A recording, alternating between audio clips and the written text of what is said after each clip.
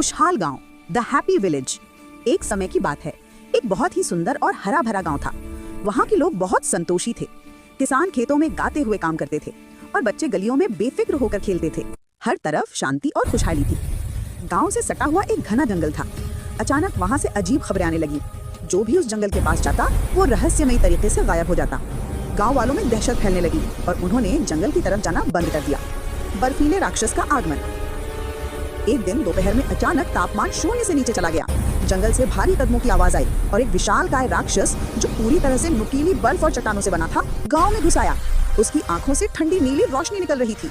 राक्षस ने बिना किसी चेतावनी के हमला शुरू कर दिया। उसने अपने हाथों से बर्फ के तीखे गोले और बर्फीले तूफान की बौछार शुरू कर दी। घर जमने लगे, रास्ते बर्फ से ढक गए।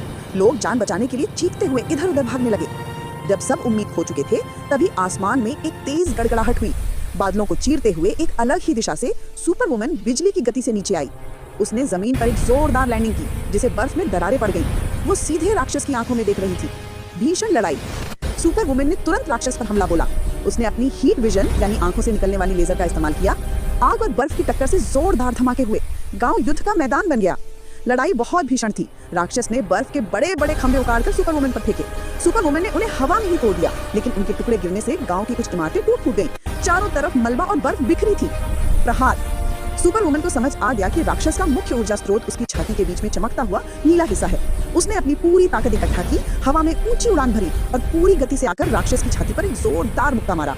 उस शक्तिशाली मुक्के के प्रभाव से राक्षस का संतुलन बिगड़ गया। उसके शरीर में दरारें पड़ गईं और देखते ही देखते वो लाखों बर्फ के टुकड़ों में बिखर गया। उसकी नीली आंखों की रोशनी हमेशा के लिए बुझ गई।